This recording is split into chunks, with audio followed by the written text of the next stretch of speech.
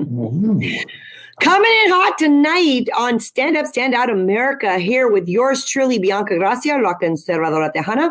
Joining me tonight is one of my dear friends who I love the most. He's my favorite from the West Coast. I don't even know if we consider you from the West Coast, but you know, I just love him dearly. He's become like a brother from another mother, Joey Gilbert.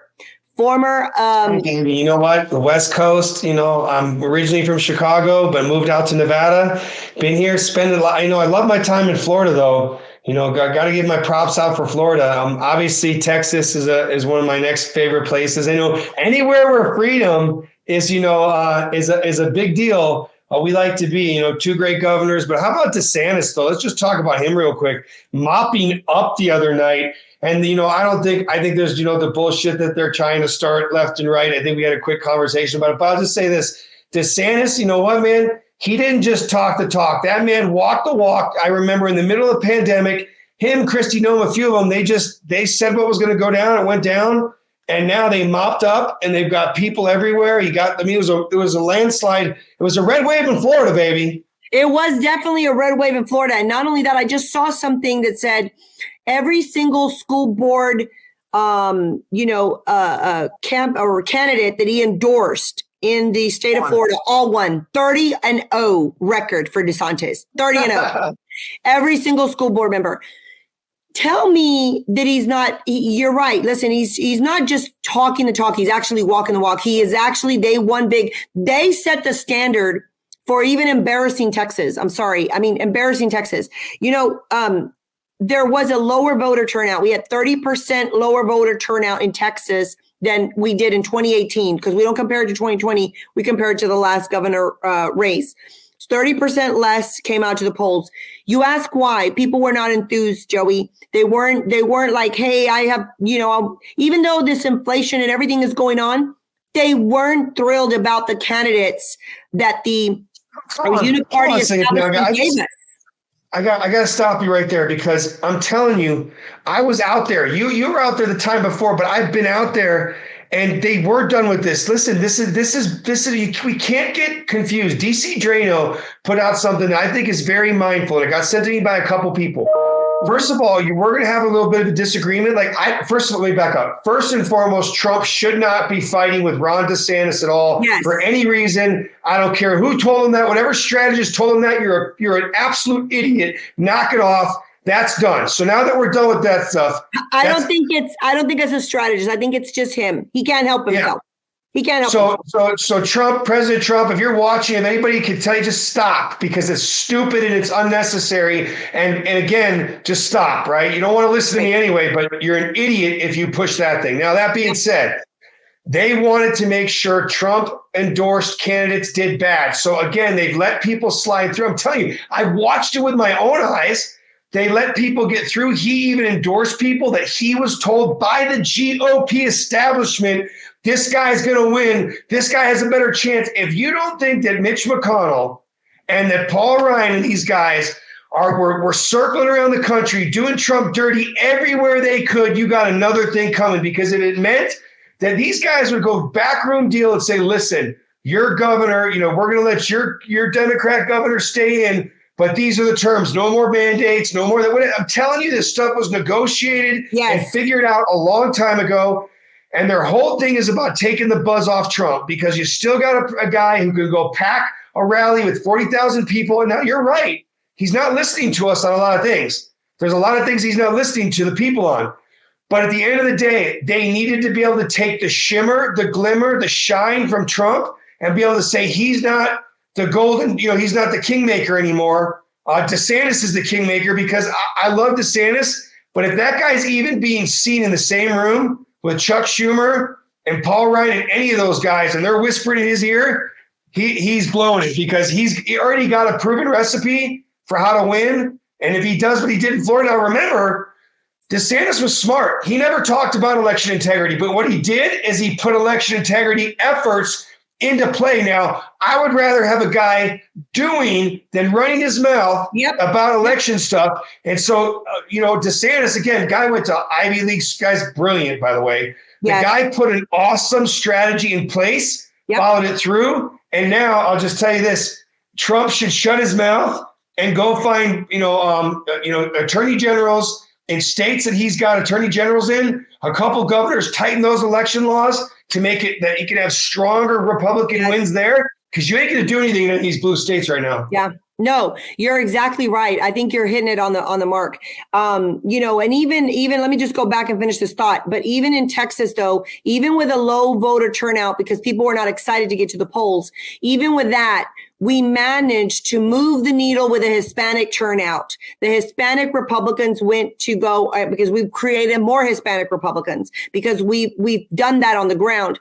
So we were able to get 40% Hispanic voter or Republican turnout now. So that's a huge thing in Texas. It's what kind of saved Texas. And the only reason that the Hispanics really came out to vote for Abbott is not because they like him, they love him. It's because they can't stand Beto. So it's for them, it was just an easy choice. They didn't want Beto having anything to do with our state. Let's go back to DeSantis and the whole Trump thing. I completely, wholeheartedly agree because I've been trying to heed warnings. They don't listen, so I'm like, okay, well, I'm insignificant. I don't know nothing, right? Whatever. That's fine. I don't care. I'm going to continue to do what I do. But, here's the not just that, but now we're getting into this chartered waters where I'm seeing all these influencers that have been with Trump, loyal to Trump since 2015, 2016, that we've taken the heat. I mean, listen, we J6, bottles thrown at us, Antifa doxing us, you name it, it's been done to us. Listen, there's nobody else out there can sit there and say, oh yeah, I was doing this. No, you weren't.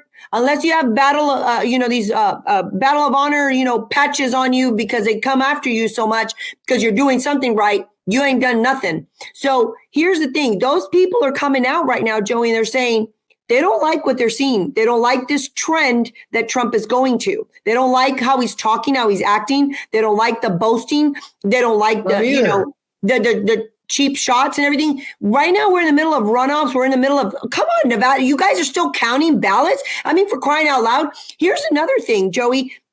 One of the things that really, really, that I'm seeing these people say, hey, we don't think we can support him if he continues in this path. We can't do this. We're done defending him. Like they're done defending Trump because he keeps making stupid decisions. And that's the thing. And we tried to warn him, but you know what? It's like you said, Joey, to get an endorsement from Trump, you had to give him $250,000 into the PAC. He has all these gatekeepers and all these gatekeepers were determining who got the endorsement and who didn't. There was races he should have won. Hands down, if you went with the right person, the right America First candidate that you had that could have gone in there and swarmed the people. You had to create a movement for crying out loud. If you can create a movement, I gotta say this though. I'm watching, and no one, for those folks out there that forget, I ran for governor in Nevada. I lost the primary. It was a close primary, and wouldn't it be crazy right now? Joe Lombardo is about to be. For originally he was 28,000 votes ahead of Sisolak. And as we sit here right now, the thing that just came across, I'm sick to my stomach. I just came across our thing here because I wrote back to my own team. I said, is this for real or is this a joke? So right now, Joe Lombardo is just got pulled ahead of by Steve Sisolak in the last 6 hours. Joe Lombardo is now Steve Sisolak is 48.33%. Joe Lombardo is 48.09%.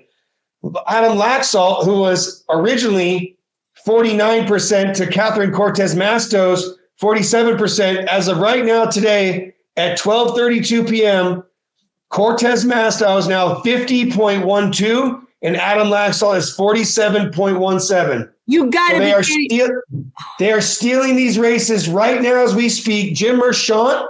Again, they've already stolen from him. Segal Chatter for Nevada. So my point is, the America First candidates that Trump endorsed or not, they were dead in the water. They could never let these people in. They weren't going to let them in. They weren't. I'll tell you right now, I experienced it firsthand. They knew overwhelmingly because they had to go make sure there was two requirements they were making sure on people that were let through. And I'm not going to comment on Nevada because the jury's out in Nevada. I really think Lombardo believes that he had a chance to win. I mean, after hearing some of the stuff he said, but there were two preconditions I noticed when I did all my surveillance of other candidates. Mm-hmm. They had to agree that there wasn't a issue with the 2020 election, and they had to be on the record of either saying Biden was duly elected or that when Trump talked about that, it made them uncomfortable. And the other thing was they had to agree not to do any investigations of the prior administration. So what I saw in the jockeying around the United States in different places where certain people, I don't want to pick on Michigan, I don't want to pick on Wisconsin, I don't want to pick on Pennsylvania, but people had to go and basically say publicly, you know what, if I get in, I'm gonna put the people's business first, Glenn Youngkin style, and I'm not gonna worry about what these corrupt people did, but I'm gonna fix stuff, or they had to say, no, I think Joe Biden was duly elected. That election integrity stuff makes me uncomfortable, and it's dangerous to talk about like that stuff.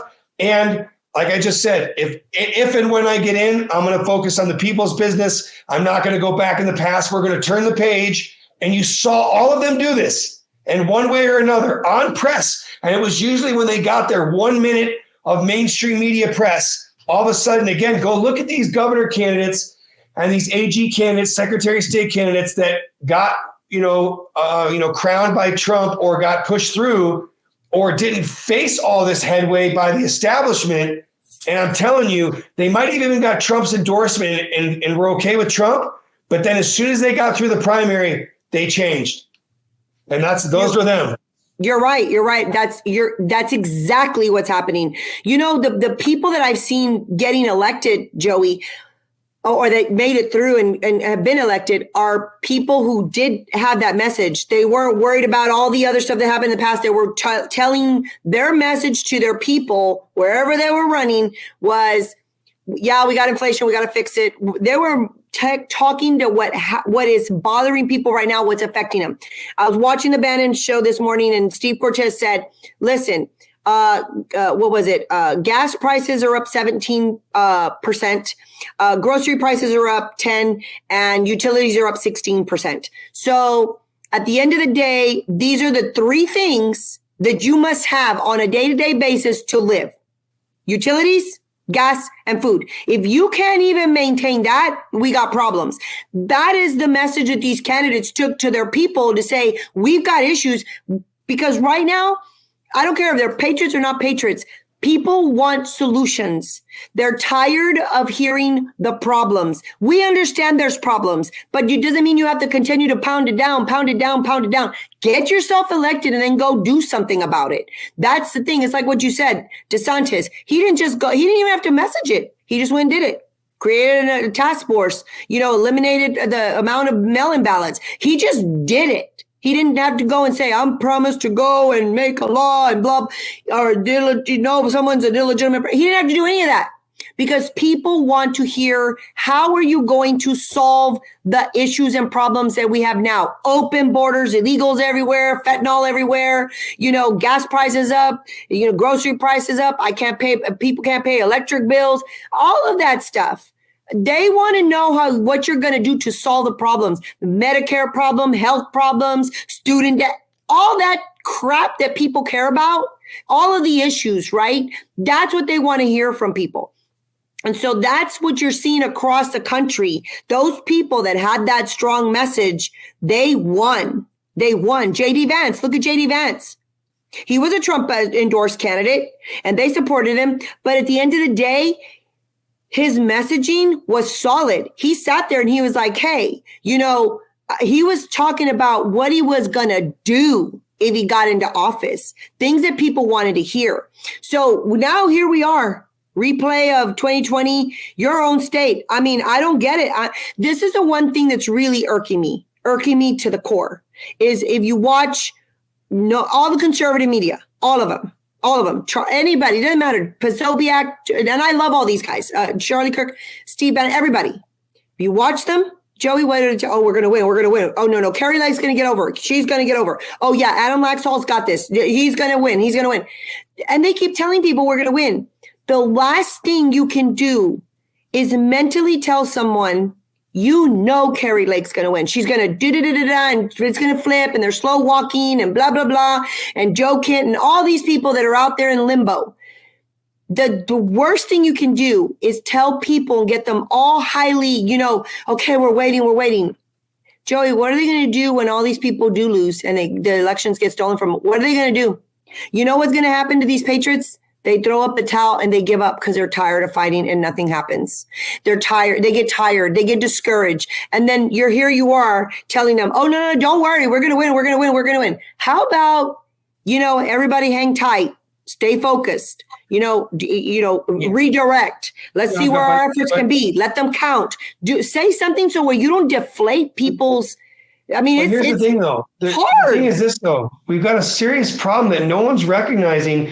And until we get some help from the other sides, and especially these 6 swing states, they put through stuff that is now, it's law. Like right now, everything they're doing in Nevada right now as we sit here is 100% lawful. Okay. They say they have to count any ballots that are up through the 11th that are postmarked by, 5 p.m. on election day. So again, how hard is it to get a stamp?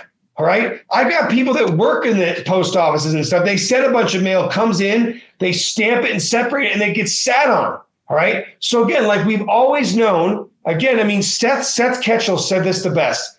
He said what they did is they took the mail-in vote totals, the early vote totals, the election day numbers, they paused it to get a sense where they're at. They let everything trickle in. The numbers stay largely the same for the first day or two. Don't change much at all. Then they stop, they freeze whatever they've got, and they start bringing in what they want, or they're just simply leaving out the other ones. So lots of ballots for both, Laxalt and Cortez Masto are coming in, except the Cortez Masto ones are getting counted in 3-1. They're letting 3 up for every one of Adams coming in. Same thing for everybody. You know what?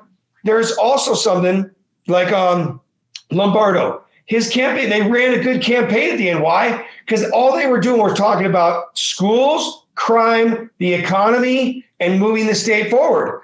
So what does that do? That doesn't isolate. There's people that are definitely more like me, a little more extreme. I like to call it freedom-based. Oh, yeah. Doesn't want something stuck in my arm or, something stuck in my kids or whatever. So anyway, or those that think that, these election things are really a bad deal. Or there's the everyday folks that, again, they're still going to vote for the Republican anyway because he's Republican and he's better than the Democrat. But if you don't go too much on these certain things, then you're going to bring in more of those people. And that's what we saw. So I don't think anybody did anything wrong. The problem is they're freaking cheating. They're cheating their asses off. Pardon my French. I'm sorry. You can edit that later. They're cheating everywhere. We're seeing it. Joe Lombardo just blew Steve Sisolak out of the water. It's not that there's a bunch of mail-in ballots still out there for this clown. No one wants it. Nobody voted for 4 more years of this nonsense. Let's just stop. We cannot allow them to normalize this and then us to turn on each other. People got to realize they cooked the books with the fake pandemic. They did a gain of function man-made virus in a lab that they let out. The intelligence community let it spread. They shut down the country. They shut down the world. They changed the election laws. They stole an election, and they haven't stopped. And everybody's got to stop getting sideways and think it's anything but that. That's it.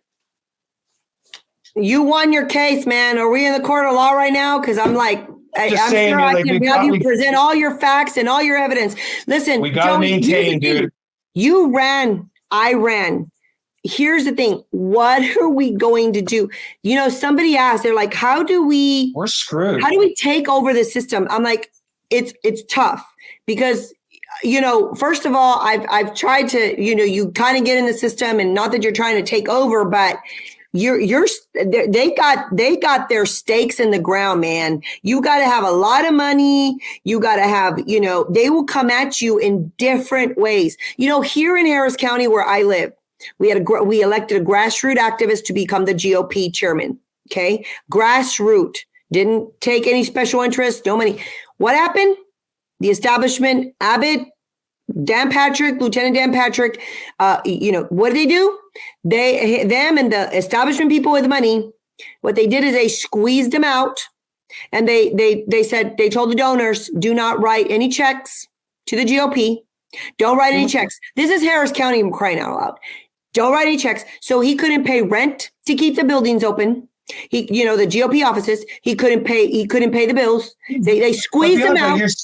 And then they used, hold on. And then they used, something stupid he did online. They used it and said, he's an embarrassment. And they called on him to resign. This is what, so I'm like, how do we get ahead? Everything. They control everything behind the scenes. Everything. And again, I think the only way I've been gaming this in my mind now since I lost the primary. Well, anyway, you know what I'm saying? Since the primary went the way the primary went.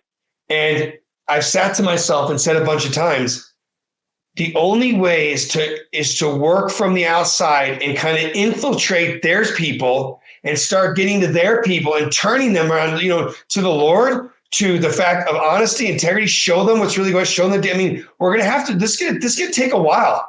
This is not going to be, and the other thing is this, I know this is crazy, but I've been telling people this, we're going to have to stop. We will continue to be shut out of stuff if we continue to remain as vocal about certain things where it's like, I'm just telling you right now, you're going to see me put my head down here shortly and worry about my family and worry about my businesses. But Joey Gilbert ain't changing in the sense that, I know what I need to do and I'm going to focus on what's important. And that's the best. I'm going to expand on it. And I guess we'll see, because I'm telling you, Bianca, we're losing time here. And the louder you and I are incredible voices, we can fire everybody up. But we also scare the shit out of the other side. And they immediately say, that's one person you don't let them in, you don't let them talk, you don't give them any time, you censor them, you freaking shadow ban them. So we've got to work on finding a way to kind of do some black ops stuff and sneak in the back door, and all of a sudden they don't know and we're inside. That's all I can say. You're exactly right, because that's exactly what has happened. The more that we speak up, the more that we do things, if it's not for their benefit and not for their agenda, then they silence you immediately. They're like, oh no, they'll use whatever. Oh, she's on the J6 thing, or she's on this, or she did that, or they start to, oh, you don't, that's too controversial. Don't put them there. Don't let them hear. So you're exactly right. This is exactly what they do. In all my years of being on, I'm just going to use Fascist Book. All the years I've been on Fascist Book, you would think that as traveling throughout the country, that I would have gained followers, traveling around the country, speaking out, podcasts. I mean, I've been on, I was on 60 Minutes. They highlighted me on freaking 60 Minutes. You think my social media would have blown up or something? No. Gained no new followers. It's been sitting at 3,000 followers. Nope. Since, I don't know, 20. I went from 113,000 followers on Twitter to locked at 8,700 for a couple years. Finally, now I'm back up to 31,000, 32,000. Same thing. We've spoken all over the country in like 15 states. I've been on Fox News, sharing, whatever her name is, Laura Ingraham for the hydroxychloroquine. I mean, I've been on CNN. I've been on Fox. you name it. It's crazy. Nothing. Not a single game. No, CNN. I've been on CNN. I've been on CNN twice, or maybe 3 times now. Fox News, same thing. One American News, Newsmax, and all the other conservative. And you would think that we'd have tremendous following. Nope, no. I'm like, how does that even happen? But we know, based on where we go, that people do know us. They do know us. They will recognize us. They do know us. They'll be like, or they'll say, you look familiar. Sometimes I just don't want to look familiar. So I'm just like, oh, I don't know. I must look like somebody, And I just kind of play it off. But, this little establishment uniparty system is deadly. It's really deadly. And, I honestly, I'm not that I'm being negative at all, because I really want Kari Lake to win, but it's not looking good. Have you seen that she's like now not at 8,000? She's like at 15 or 18,000 now behind. Let's fix the camera real quick. So Joe, what does that tell you? Tells me that we got a big problem. Well, we know we got a big problem, but again, like we said, how in the world, I hear you. We're going to have to kind of go back and lay low and take care of our family. We get that. I get that. I feel like in the last 6 years, I have sacrificed a lot and put my family on the back burner, to save this country, to fight for freedom and liberty. But at the end of the day, you look at Trump, you look at his whole movement, his little bubble. Joey, they don't come to our rescue. They don't come to our rescue and say, hey, you know what? Don't bully. Bianca, don't bully. That's the other thing too, is we both been around some pretty amazing people, but at the end of the day, people are going to take care of themselves. They're going to worry about themselves. And I got to be honest with you, after this last couple of years, I'm only where I'm at because of my own hard work and the fact that I've got a great staff behind me here in my law office in Reno, and I've got a great family and support system. But nothing I did out there in the last 2.5 years, no one helped me do jack. If anything, I went backwards financially, resource-wise, stuff I put out there for everybody. So I'm back to my own grind, and I know I can make a bigger impact in my own backyard, basically. And there are certain things I've taken from people that we both experienced a lot of time with on the road. General Flynn, about local involvement, national impact. I'm worried about Reno, Nevada, about Nevada in general. I'm not trying to do anything else, but I am going to go to war with the school districts. I'm going to go to war with the doctors. I'm going to go to war with some of the issues on crime and how laws are enforced. And that's what I could do as a lawyer. That's what I could do. And I could do a lot more if I am focused here and I'm not out across the country on some stage somewhere. So that's a lot of fun. And it's fun for the ego, I guess, a little bit. Yeah. But it's not moving the needle as much as I'm noticing moving the needle here that I was doing before I even ran for governor, just in my local fight. And that's where I think if we all take anything and we take it back to local, and we say, what can we do in our own backyard? Yes. What can we go? Because Bianca Gracias will be a force in any school board meeting in her local community, any county commission meeting, any legislative meeting. Again, they're going to be going oh my God, they're going to be making the sign of the cross as you're walking in. And that's what I'm going to start doing. I'm going to get my lions, my local lions. As I said the other day, I was on a leadership call. I'm going to get my local lions, and I'm glad I brought this up with you because it's something I want to talk to you about. I want to start offering the ability to go train some people on what we do so we can create other local lions. So I'm going back to my roots of about 3 years ago, saying, hey, if you want us to come and show you how to get set your community meetings, set public comment, go and provide comment on the record, break it down from what to do in 3 minutes. And if we can get 10 people, how they can string those comments along. Anyway, that's something you and I are going to talk about, but that's what we need to do. We need to listen. I have a plan for that. I was calling it the America First Academy, and our Latinos for America First. I said we need to go back and do little town halls and little small, not the big, huge hoorah. We need to do where we get 5-10 people and we train them to do what we know how to do. Right. And you multiply efforts like that. That's what we need to do. So, Joey, you are on the same wavelength as me. We've got to start doing that in our local communities, hit these, the places that get left behind that nobody goes and listens to, but we got to create other leaders. We've got to train them, mentor them, and put them out and have them go run for school board and the commissioner and the city councils and, whatever it is, get them appointed to positions, right? There's always appointments. Get them appointed to something, right? To board of directors, things where they can become involved. And that's how we start creating leaders. Bianca, one of the things, people don't know this, but I did Tony Robbins, Leadership Academy, his Master University, his speakers, but I was on that as a peak performance coach. But I'll say this, 5 or 10, it's not going to be 5 or 10. I've got groups that are anywhere between 30 and 300 that they're a couple mama bear groups combined with a couple of the, local Republican clubs. And they've all reached out and said, how have you done this? And they've heard us. They've seen us at these, Reawaken tours, and they've reached out and said, we want to flip our county. We want to flip our school board. And we know that you can do it. And they know. And so again, all I'll say is that's where we're headed on a more granular, simpler level, getting with guys that I was working with from the very beginning and, putting together some very simple stuff for them to follow that they can go into a public meeting and put these guys on notice, schedule public comment, get stuff passed through, and start holding these people accountable. But I'll tell you, it is something that we've got to move quickly on, and we've got to make sure that we lock down the states that are freest right now Because if you see in any of the states, like what Florida just did, where they didn't allow the games to be played any further, now that state's infinitely more safe than it would have been, 4 years from now with DeSantis gone.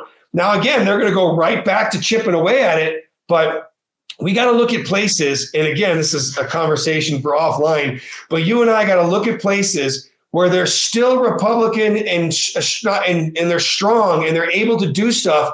But you can see that the DAs and the local people are making their way in. We got to strengthen those laws to make sure they can't get universal mail-in ballots coming and ballot harvesting and more machine games. We've got to get in there and right that ship immediately before they're overwhelmed and then there's no coming back.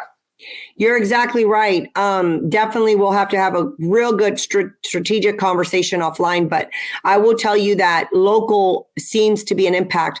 I haven't gone back to do the whole aftermath of this, election cycle, but what I was trying to start already to look up is that we did have a lot of local wins, a ton of local wins across the nation, but nobody's talking about them because everybody's focusing on, Nevada and Arizona and Pennsylvania. And, they're focusing on these other states that no one's really paying attention to all the local efforts and the wins that we had and the victories we had.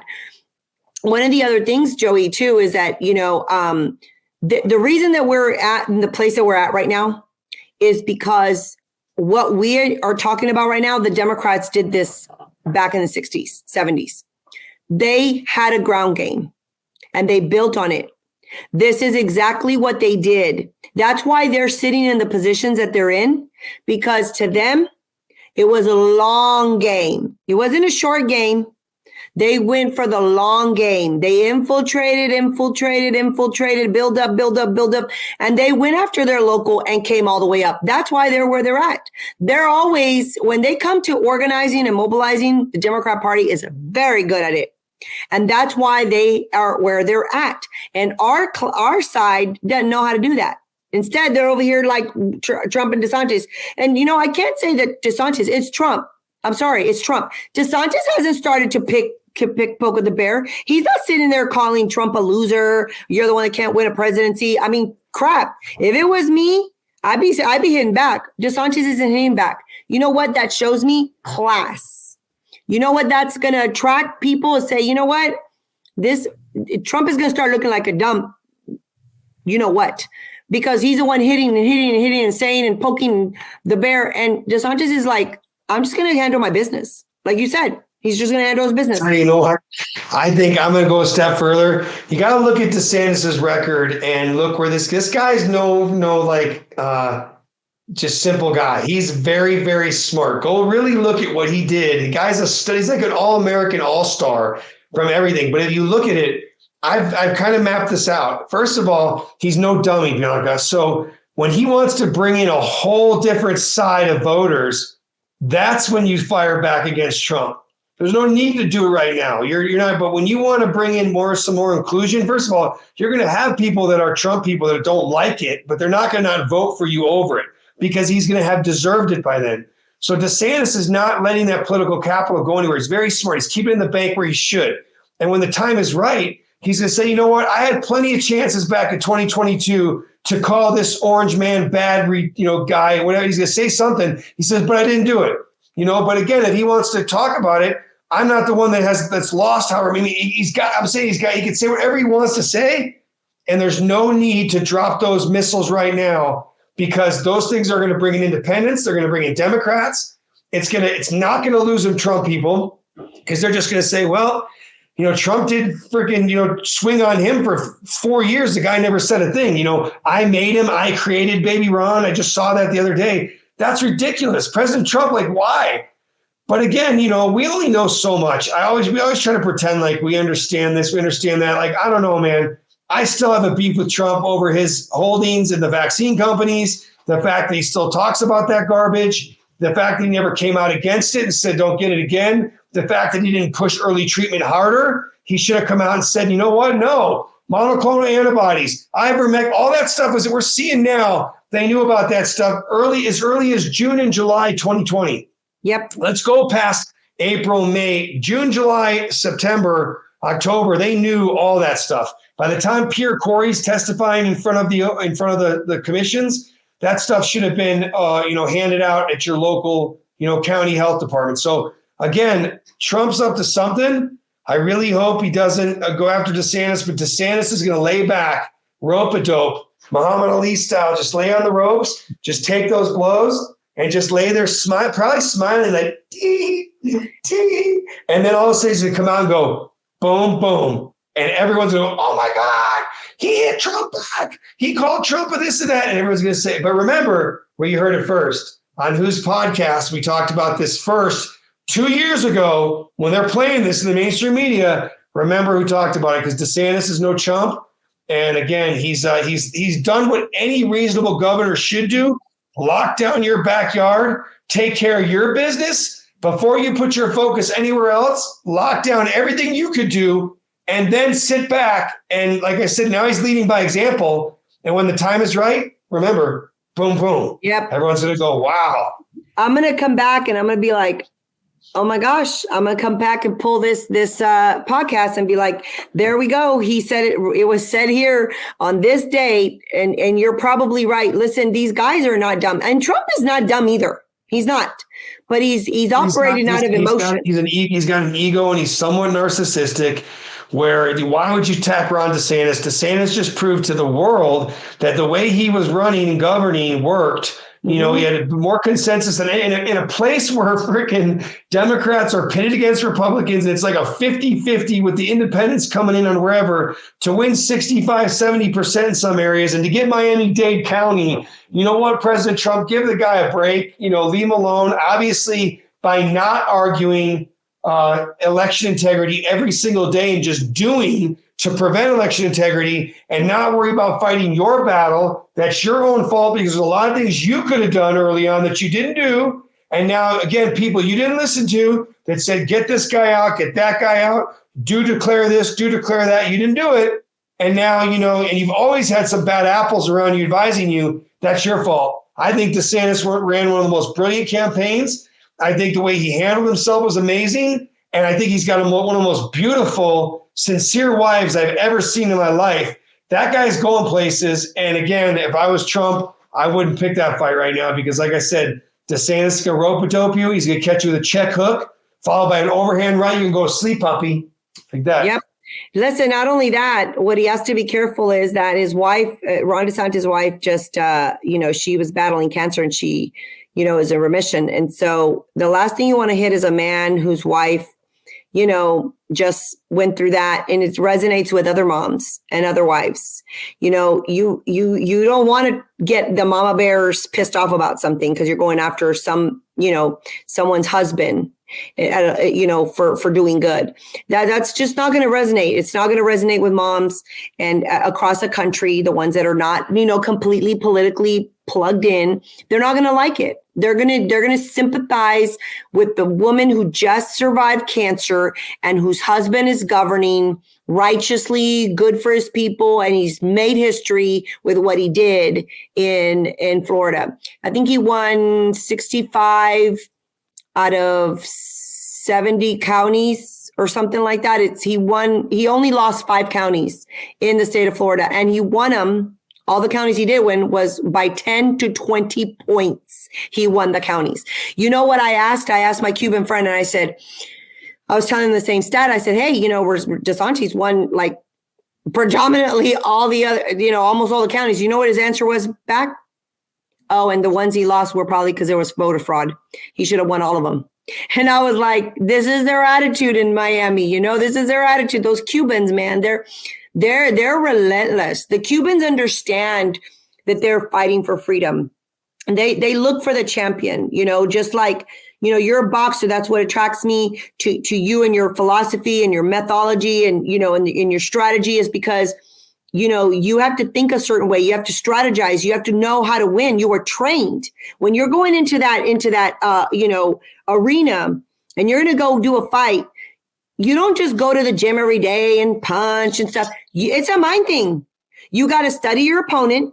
You got to figure out what are his weaknesses and what does he do in the ring? If you're smart, You got to study your opponent and figure out what his little stance is and where he's weaker and stronger at so that you know how to come in. And it's a mental thing. It's a mental, and you got to be strutting and you got to be strategizing on how you're going to win that race. Because it's just not about, okay, I have a great uppercut and a great punch and I can knock you out and I can do all. There's a whole lot more, as you know, in being a fighter. It's the same thing. You can apply it to the political realm. Same thing. If you are smart, you sit there, you study your opponents, you do what you got to do, and you come up with a good strategy, a winning strategy. And that's the name of the game at the end of the day. And that's what I think, and a lot of things right now, too, that I've been hearing, like from a lot of moms, a lot of business owners, small business owners, that have been talking to me on the side, and they're just like, hey, Bianca, we don't like this or we don't like that. But to them, it's about like you said, local community. Like, my chiropractor, she's like, I don't care what the hell you're doing. You do not belong in Wisconsin. You need to be in Texas because we're going to lose Texas. And I was like, we're not losing Texas. She goes, they were believing that Beto was going to win. I was like, Beto's not going to win. But they were like, get your butt back here, quit working in other states and take care of here first. So I get that, because they wanted to make sure that our quality of life where we live remained good. That's all they cared about. They're like, look, I can't handle Wisconsin and Pennsylvania and Nevada and Florida and North Carolina. We care about what's going on here in our backyard. And that's at the end of the day what does sell. And it's not a selling point, but it's the reality, is the hurt that people are going through. I was in Milwaukee, Wisconsin, Joey, and I visited, one of the Black neighborhoods up, I guess, in the northern part of Wisconsin, or I'm sorry, Milwaukee.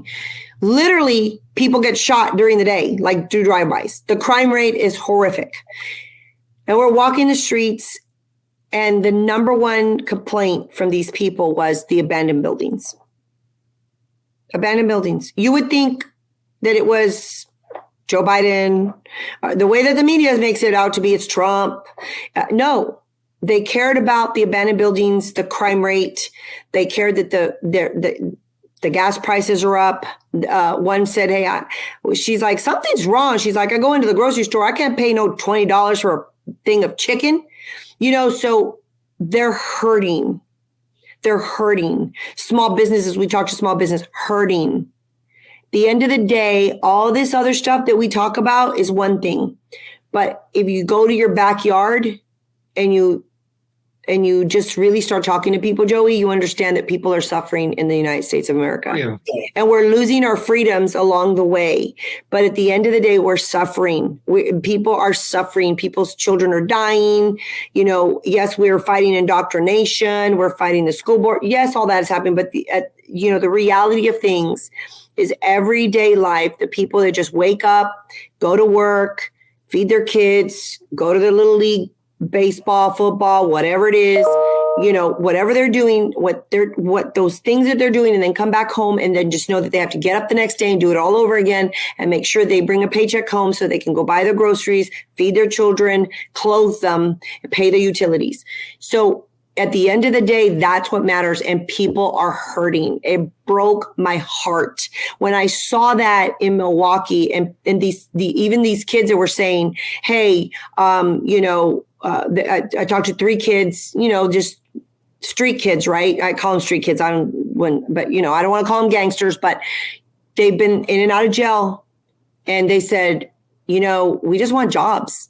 When we come out of jail, they're like, all these abandoned buildings, why aren't they turning them into somewhere that teaches us how to fill out a job application? Because we don't even know how to fill out a job application. I mean, simple things, Joey, simple things that could really turn a community around. And you think these politicians have been playing all of us for their own greed, their power, satisfaction, agenda, whatever you want to call it. And real people are suffering on the ground. That's what hurt me. And you're right, Joey, we have to go back to local, and start farming and building a team, because we're not going to win it running around the country. And that's all great and everything. And if I'm needed, I go, but we're not going to completely win it if we don't take care of our own backyard first. I'll just say this. I'm looking down because as you're saying this, I was looking at a message. One of my friends that was running for school board in one of the other counties. I'm trying to find out, how it went. But what's crazy is if we don't focus back on these, local races on our own backyards, we'll never get control of this. We got to stop thinking that, the whole thing everyone's saying, like anybody coming to save us but ourselves.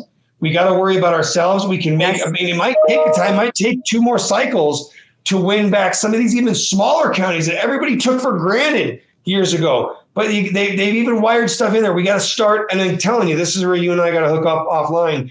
But we got to go to the most, strongest conservative counties and armor up there, and then go to the county to the right and armor that one up, county left, armor that one up, and put like 3 boom, boom, boom in a row. And then slowly over 1 or 2 cycles, work on those 2 other counties. Get them built back up. And we're going to have to slowly start waffling these guys, mushrooming them over and over until we get control back. That's the only thing I can think of. It is. It's local. General Flynn's been saying it. That's what I'm saying. Yeah, I bet if we go back, and I'm sure someone out there is studying this, if we go back and look at all the local wins this November, I bet there's a bunch of local wins and no one is talking about them. No one.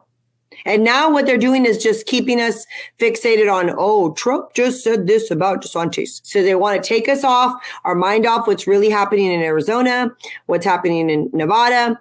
That's what they're trying to do right now. And so, Joey, I know you're saying local, go back local, but what other projects are you working on? Where can people find you? I know this is not the end of Joey Gilbert. I know you're saying you're going to go back and just kind of, maybe lay low for a little bit, take care of your family, which you should. And I know your daughter was supposed to join us today. I just love this amazing young woman you are raising as a single dad. I've never, I've met a lot of single parents, right? And I've never seen a father-daughter duo like you and your daughter. The respect, the love that you have for each other.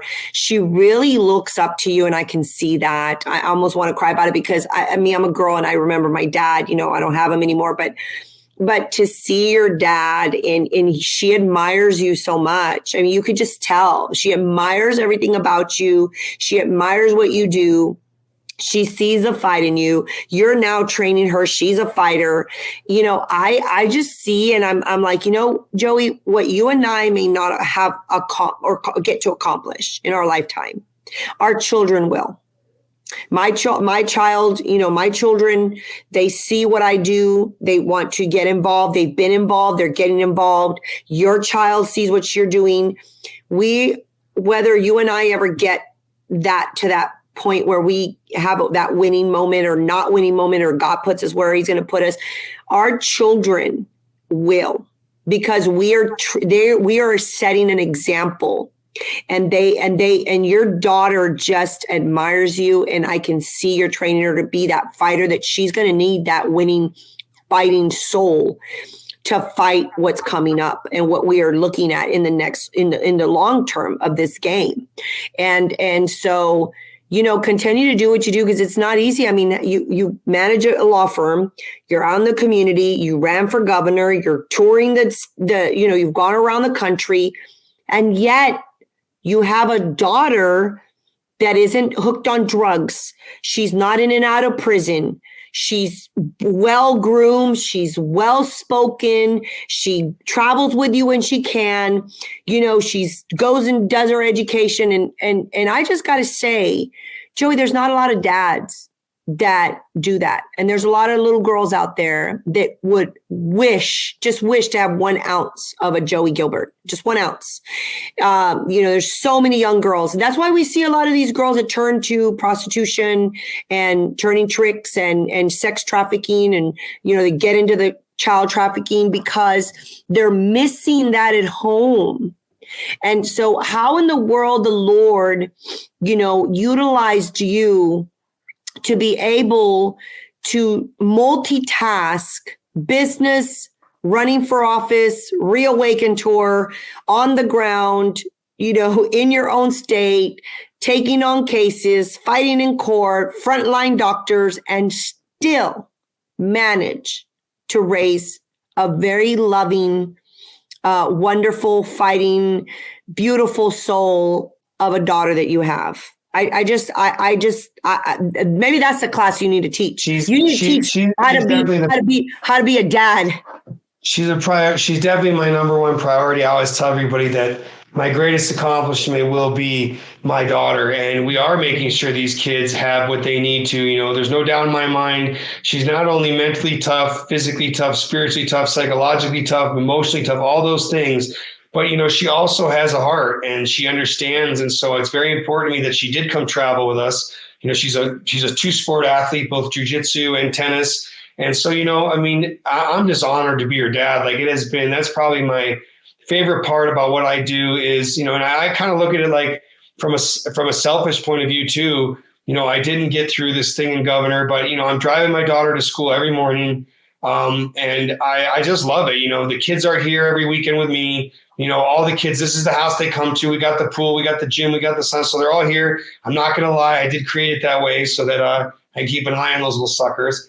But it's been that way since the pandemic. When the school shut down, I was the dad that was having to send staff to Costco twice a week because these little, whatever you want to call them, they were eating me out of house and home. They were never sick. They're never sick. Not one time were they sick, but they were downstairs on that trampoline eating me out of house and home. So it's been an honor to spend time around the children.